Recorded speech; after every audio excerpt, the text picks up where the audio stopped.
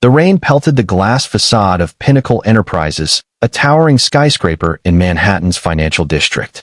Aisha Coleman, barely 19, stood shivering in the lobby, her worn sneakers leaving faint puddles on the polished marble. Her hoodie clung to her slight frame, soaked from the storm outside.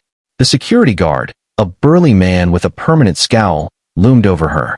"You can't stay here," he barked, pointing to the revolving doors. "This ain't a shelter." Aisha clutched her tattered backpack tighter, her brown eyes wide but defiant. "I just need a minute. Please. It's pouring out there." The guard's face didn't soften. "Out. Now. Mr. Warwick's got a meeting, and he don't need strays cluttering his lobby." The name Warwick carried weight. Ethan Warwick, billionaire CEO of Pinnacle, was a legend, ruthless in business, untouchable in status. Aisha had seen his face on magazine covers, his sharp jaw and piercing blue eyes staring out like he owned the world. Which, in a way, he did.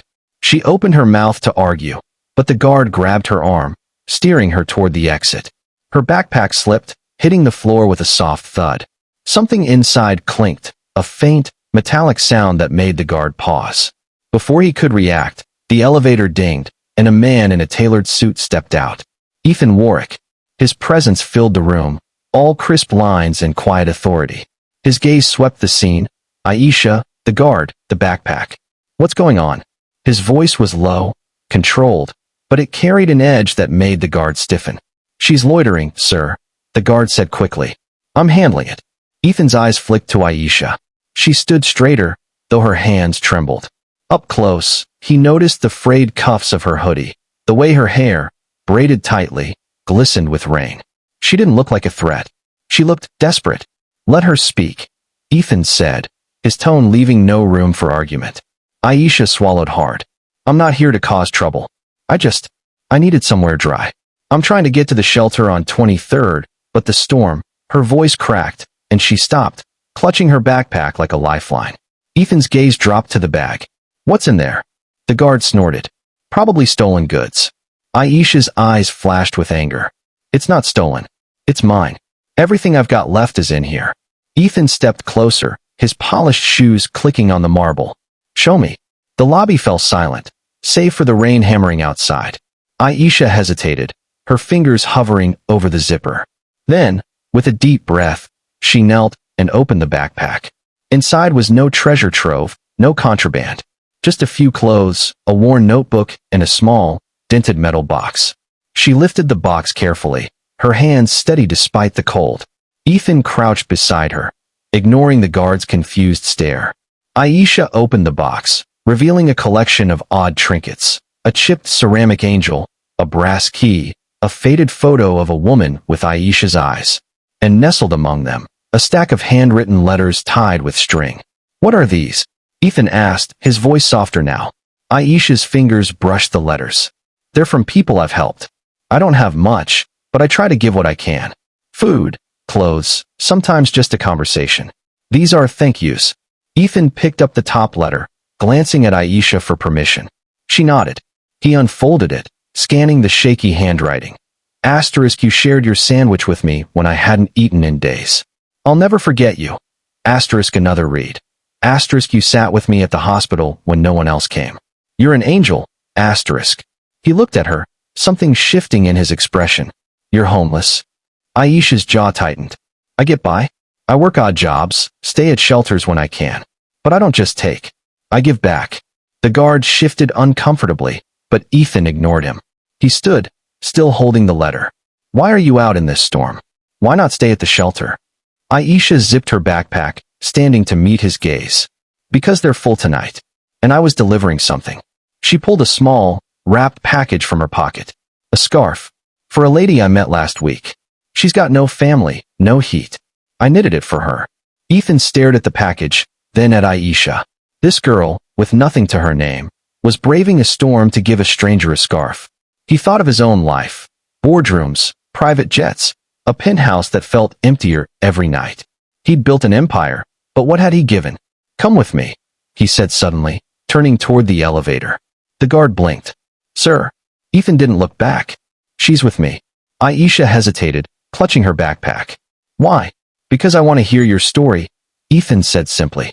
And because I think you deserve a warm place to tell it. In his office, 50 floors up, Aisha sat awkwardly on a leather couch, a mug of coffee warming her hands. The city sprawled below, lights blurred by the storm. Ethan sat across from her, no desk between them, just two people in a room that felt too big. Tell me about the letters, he said.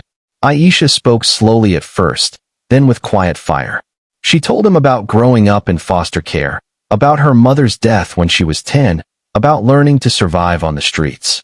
But mostly, she talked about the people she'd met, veterans, runaways, single mothers.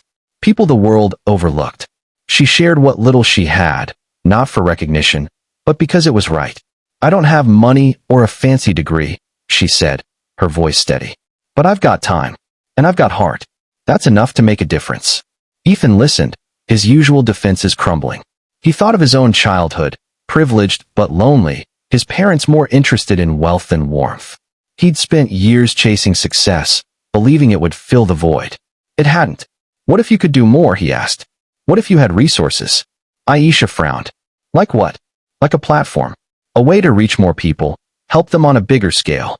She laughed softly, disbelieving. You're a billionaire. Why do you care what I do? Ethan leaned forward, his eyes intense. Because you remind me of something I forgot. That kindness doesn't need a fortune, but a fortune can amplify kindness. Over the next hour, they talked, not as CEO and stranger, but as equals. Aisha shared ideas, a network of community hubs, places where people could find food, clothes, job training. Ethan scribbled notes, his mind racing. He saw potential, not just in her ideas, but in her. She had a fire he hadn't seen in boardrooms, a clarity unclouded by greed. As the storm eased, Ethan made a decision. I want to fund your vision, he said. Not as charity, as a partnership. You lead, I'll back you. Aisha stared at him, stunned. Why trust me? You don't even know me. I know enough, he said. I know what's in your backpack. The next morning, the story broke on X. Billionaire CEO meets homeless teen, funds her mission to help thousands. The posts exploded, some skeptical, others inspired. Aisha's face, once invisible, was now a beacon. She didn't read the posts. She was too busy sketching plans for the first hub, her notebook open on Ethan's desk. Months later, the first Aisha Coleman Community Hub opened in Brooklyn. It wasn't just a shelter, it was a lifeline, offering meals, training, and hope. Aisha stood at the ribbon cutting, her backpack slung over one shoulder, the metal box of letters tucked inside. Ethan was there, not as the star, but as her partner, watching her shine. The crowd cheered, but Aisha's eyes were on the people she'd helped. The woman with the scarf, the veteran from the letters, the mother she'd met at a soup kitchen. They were her why. Ethan caught her gaze and nodded, a silent promise. He'd given her a platform, but she'd given him something greater, purpose. And in that moment, under a clear New York sky, they both knew the world was a little brighter because of what was in her backpack.